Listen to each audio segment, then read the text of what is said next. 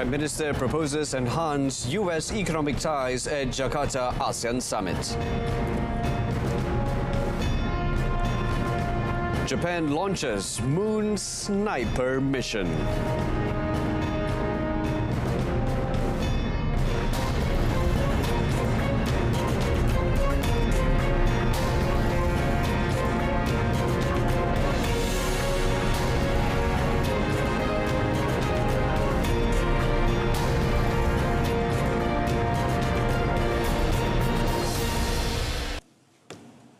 You're watching Updates at Noon with me, Brennan Lepol. Prime Minister Datuk Seri Anwar Ibrahim has proposed further cooperation with the United States, focusing on deeper economic collaboration through the Trade and Investment Framework Agreement and broaden economic engagement. He emphasized the importance of supporting foreign direct investment, internationalizing micro, small and medium enterprises, promoting green growth for climate sustainability and ensuring efficient resource use and food security. In the realm of digitalization, he encouraged the US to collaborate with ASEAN to advance digital transformation in the region, encompassing digital infrastructure connectivity, inclusion, 5G, as well as digital data policy and regulation. Malaysia welcomed the ASEAN-United States Comprehensive Strategic Partnership and particularly the summit leader's statement on advancing the ASEAN outlook on the Indo-Pacific at this summit. This is exceptionally critical for countries committed to the principle of democratic accountability in this region. Proposals were put forth in his intervention during the 11th ASEAN-US Summit in Jakarta, attended by US Vice President Kamala Harris and led by Indonesian President Joko Widodo. Meanwhile, the Prime Minister and his Australian counterpart Anthony Albanese have discussed efforts to improve bilateral relations and cooperations in various sectors under the Comprehensive Strategic Partnership Framework. In a post on Facebook last night, the Premier said the meeting was an opportunity to exchange views on issues of mutual interest, including regional and international developments, in addition to discussing the second Malaysia-Australia Annual Leaders' Meeting, which will be hosted by Australia. The Prime Minister said Malaysia also welcomed the special ASEAN-Australia Summit to be held from 4th to 6th March next year in Melbourne to commemorate the 50th anniversary of ASEAN-Australia dialogue relations.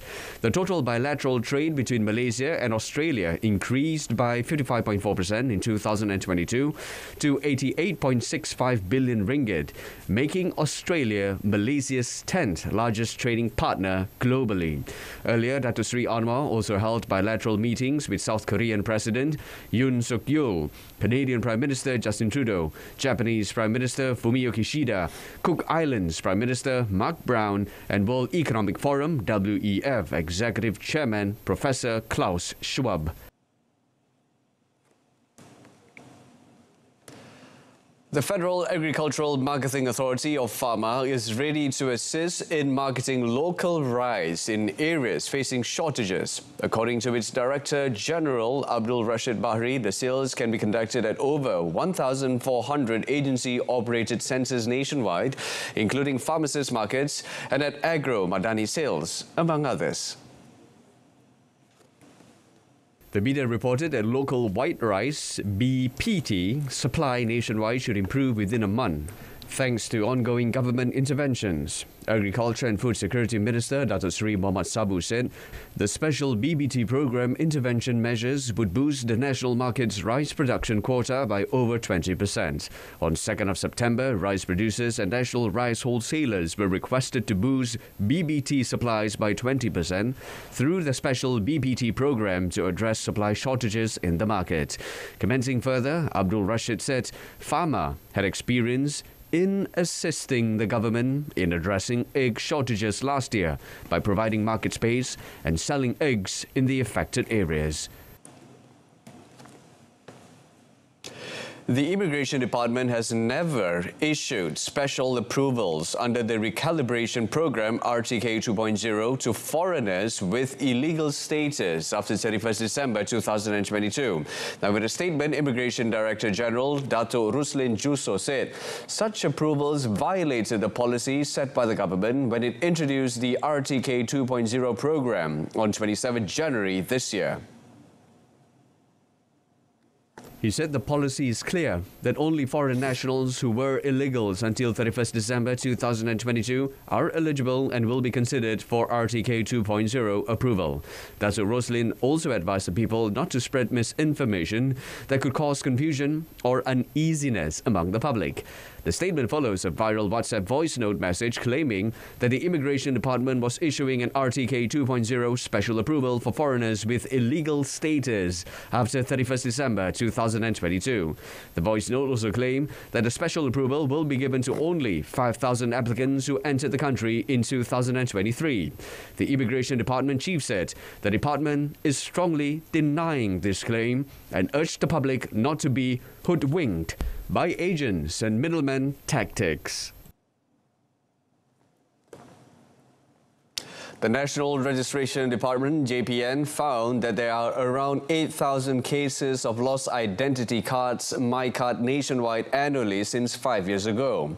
Its Director General, Zamri Misman, said although this number only represents 4% of the 200,000 MyCard applications each year, but the situation is still worrying. Elaborating further, he said the most common reason given for the loss of the identity cards is misplacing them. Zamri said apart from being fined up to 1,000 ringgit, individuals who lose their MyCards risk having their identity cards misused by irresponsible persons. Therefore, he urged the public to take care of their MyCard as best as possible and immediately report to the police if they lose this document.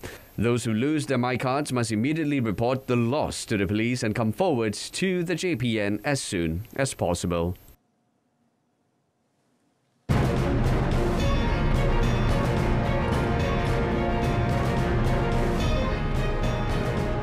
After a quick break, and when we come back, US announces $1 billion in new aid to Ukraine. That and more coming up in the foreign segment. Percayalah bahawa anda bertanggungjawab terhadap diri anda sendiri. Anda bertanggungjawab untuk mengatakan tidak. Jangan biarkan orang lain mempengaruhi anda. Kenal pasti hak anda, keperluan anda dan perasaan anda. Hanya sekali ia boleh meragut. Welcome back. Japan's moon sniper mission blasted off today as the country's space program looks to bounce back from a string of recent mishaps, week after India's historic lunar triumph. According to Japan Aerospace Exploration Agency, or JAXA, the rocket lifted off from the Tanegashima Space Center in the southwestern prefecture of Kagoshima at 8:42 a.m. local time. On board the rocket is JAXA's Smart Lander for Investigating Moon, or SLIM, whose tasks include demonstrating accurate landing techniques and examining moon rocks. The SLIM's lunar landing is scheduled for early next year. If the mission is successful, Japan will become the 5th country in the world to land a probe on the moon. The domestically made rocket also carries the X-ray Imaging and Spectroscopy Mission, or XRISM, to observe plasma in stars and galaxies. This is the first launch of a Japanese large rocket since the debut launch of the next generation H3 rocket failed in March. China and Indonesia discuss potentially extending a multi-billion-dollar Beijing-funded railway project after Chinese Premier Li Qiang rode the bullet train on a trial run yesterday. The 142-kilometer high-speed rail line currently connects the capital Jakarta to the city of Bandung. Coordinating Minister for Maritime Affairs and Investment, Luhut Panjaitan, said The prospect of extending it to Indonesia's second biggest city of Surabaya, more than 700 kilometers across the island of Java, was discussed with Lee, and the Premier was supportive. Lee and Luhut tested the train on a short section of the track from Jakarta to the city's outskirts.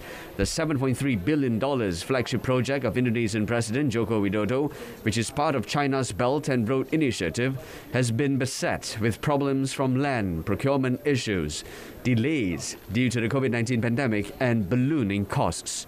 Even as Lee rode the train, the project had not received an operational permit from Indonesia's Transport Ministry, which was waiting on results of safety checks. And U.S. Secretary of State Antony Blinken announced $1 billion of aid during a surprise visit to Ukraine, which suffered a Russian strike that killed at least 17 people at a market.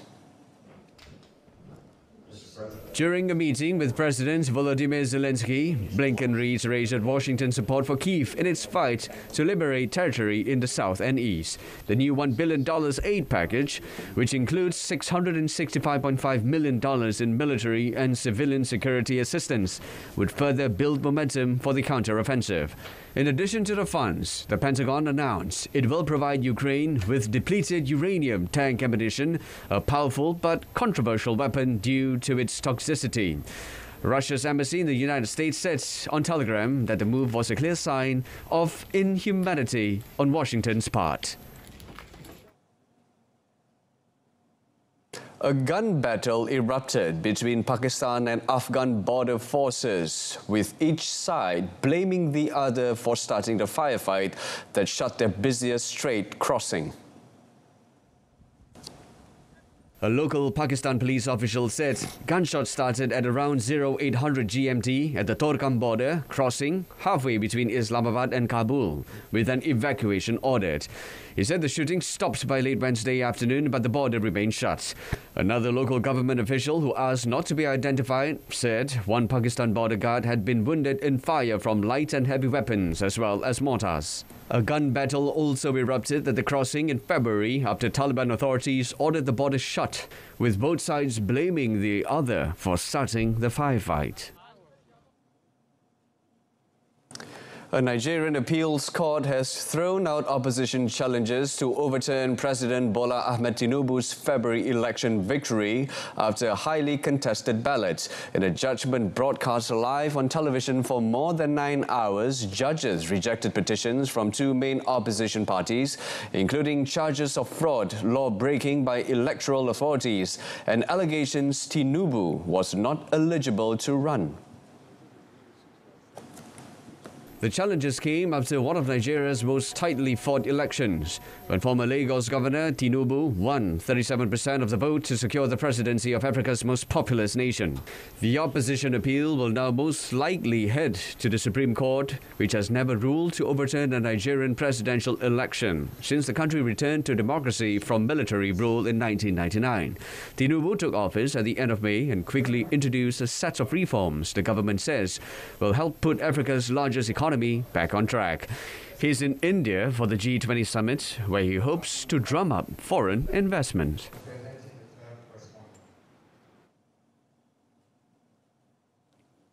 Gabon's former President Ali Bongo, who was ousted in a coup, is free to leave the country and travel abroad.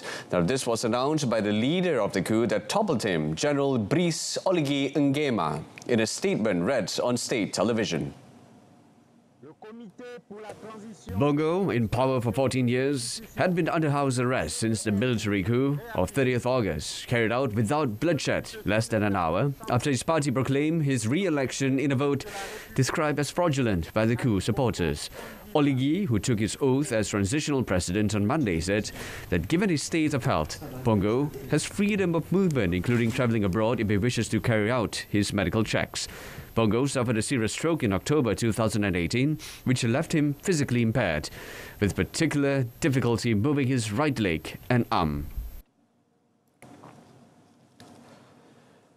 Storms have killed at least 14 people in Greece, Turkey and Bulgaria, with the Greek region hit by more rain in 24 hours than it normally sees in a year. A period of extreme heat has given way to heavy storms, turning streets in northwestern Turkey into rivers and hitting Greece with unprecedented downpours as it recovers from weeks of wildfires.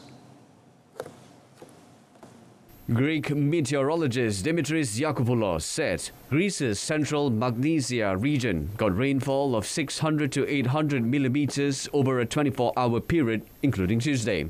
He called it an unprecedented phenomenon for the country's meteorological data, which dates back to 1955.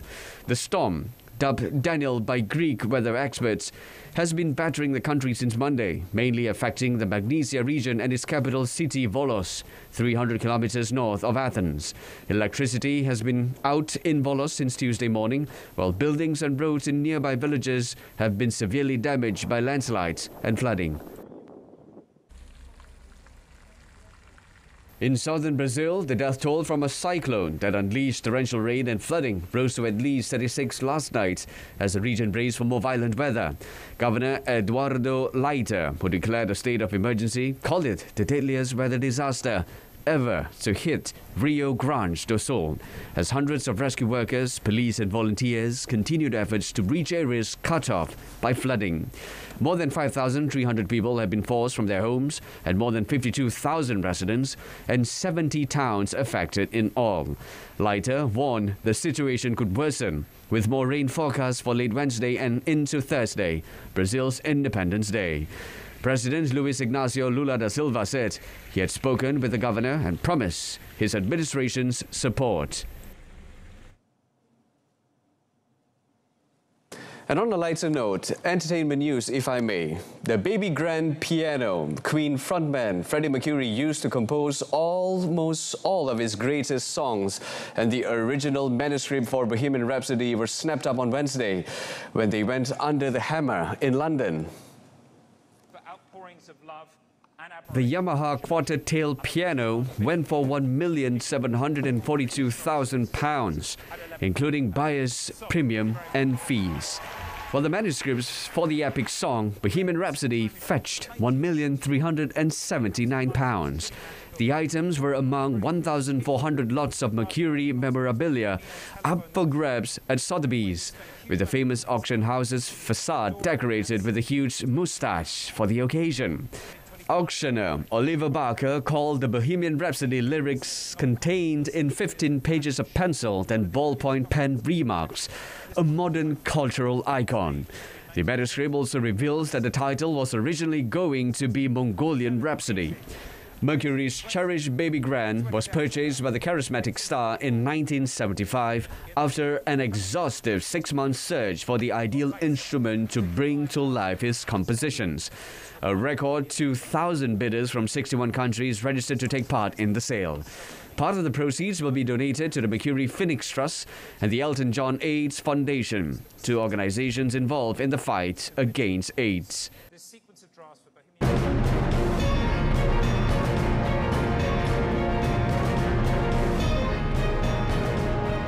Moving on to sports, US Open's roasts players as Medvedev, Sabalenka advance. Stay with us.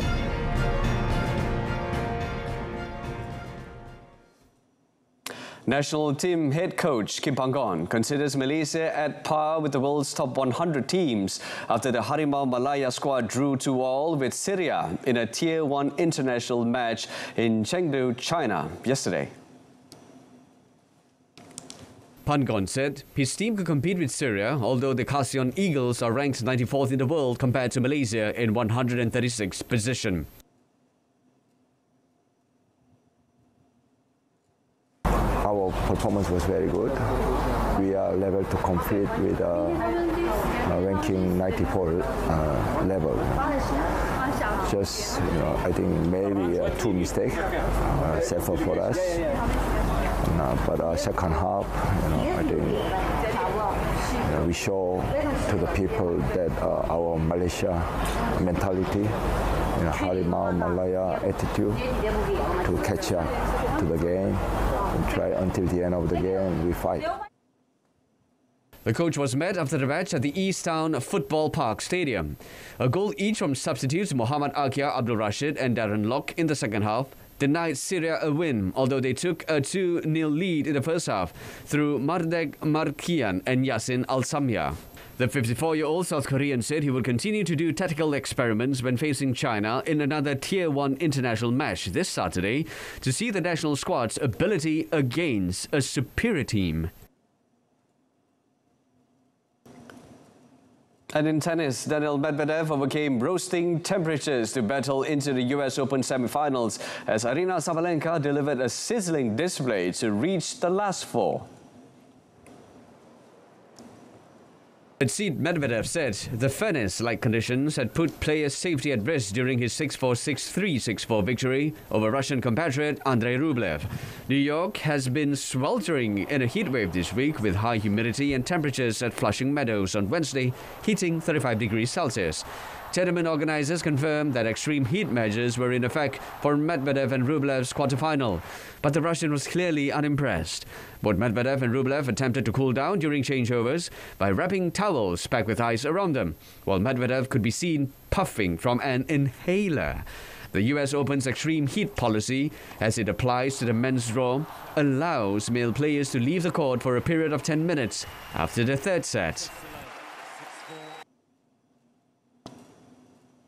Wednesday's play got underway earlier in blazing sunshine on Arthur Ashe, where China's Chen Qingwen struggled in the bright sunshine before being overwhelmed by second seed Sabalenka 6-1, 6-4. Cheng said the partially closed roof of Arthur Ashe had caused her problems, making it hard to focus on the ball with shadows darkening part of the court. Sabalenka, however, had no difficulty in adapting, with the Belarusian dominating her opponent with a powerful service game that sends her into a last four meeting with either Marketa Vondrosova of the Czech Republic or Madison Keys. Sabalenka was assured of replacing Iga Swiatek at the top of the women's ranking after the Polish number one crashed out of the US Open on Sunday.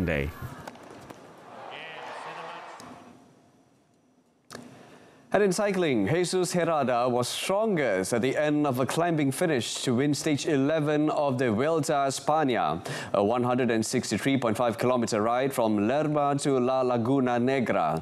The stage was characterized by numerous early breakaway attempts, all foiled by the peloton. With almost 50 kilometers gone, a 26-man group, including Spaniard Herrada, made the break, which counted. Roma Gregoire finished second, 3 seconds behind Herrada, with Andreas Kohn third. The main contenders for the overall lead all came in almost 6 minutes behind the winner. American Sept retained the leader's red jersey. The top 5 in the general classification all came in 5 minutes 50 seconds down on the stage winner. Kuss still holds the 26-second lead over Marc Soler, with Evenepoel in third place and Primož Roglic in fourth. Thursday's stage 12 is a flat 151-kilometer ride from Olvega to Zaragoza. And coming back to football, Argentina forward Lionel Messi was among the nominees for the men's Ballon d'Or trophy, announced by organizers France Football magazine on Wednesday. 7-time winner Messi, who plays for Inter Miami, led Argentina to World Cup glory in Qatar in December, their first triumph since 1986.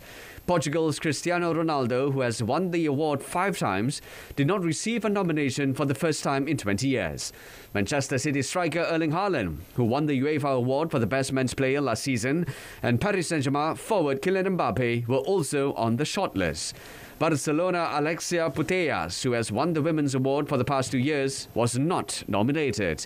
Chelsea's Sam Kerr and PSG's Khadija Diani were among the 30 female nominees, along with Barcelona's Aitana Bonmati, who was named player of the tournament, and she helped Spain win the World Cup last month. The awards for the best men's and women's player in the world will be presented on 30th October. In other news, Spanish defender Sergio Ramos said he will be gunning for La Liga and Champions League titles on the return to his boyhood club of Sevilla. The former Real Madrid and Paris Saint-Germain player was given a welcome ceremony on Wednesday, during which he wiped away tears as adoring fans welcomed him back to the club he left 18 years ago. Ramos joined Sevilla's youth academy at the age of 7. Before signing for Real Madrid, where he won 4 Champions League trophies and 5 league titles. Real Madrid have unveiled footage of their €900 million renovation of the iconic Bernabeu Stadium, which is nearing completion. The stadium has a new retractable roof and a pitch removal and storage system, which features irrigation and UV lighting to help maintain the grass. It will also allow the stadium to be used for large-scale concerts and events. The stadium's new capacity will be 85,000, up from 81,000 previously.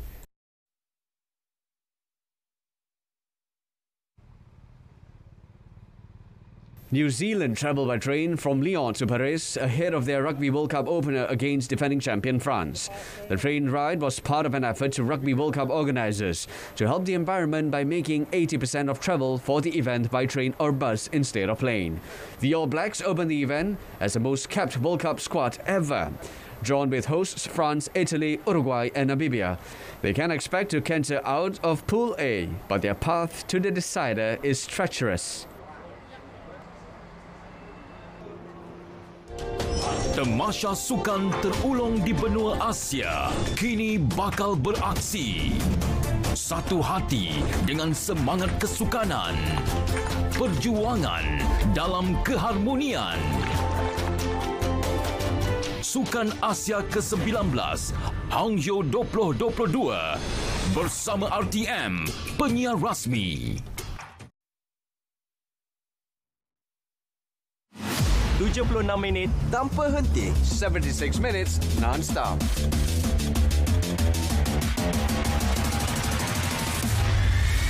Transparent and concise. Paparan komprehensif, ringkas dan padat.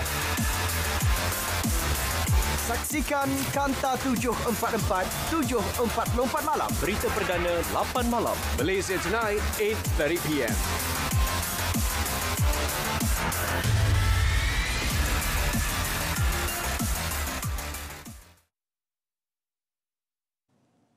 That ends updates at noon. Wrapping up with a recap of our top story today. Prime Minister proposes enhanced US economic ties at Jakarta ASEAN Summit. Tune in to Malaysia Tonight, coming up 8:30 p.m. on TV1 and saluran Berita RTM. Till then, I'm Brenda Lepol, Malaysia Madani. Cakap perpaduan, penuhi harapan. Take care.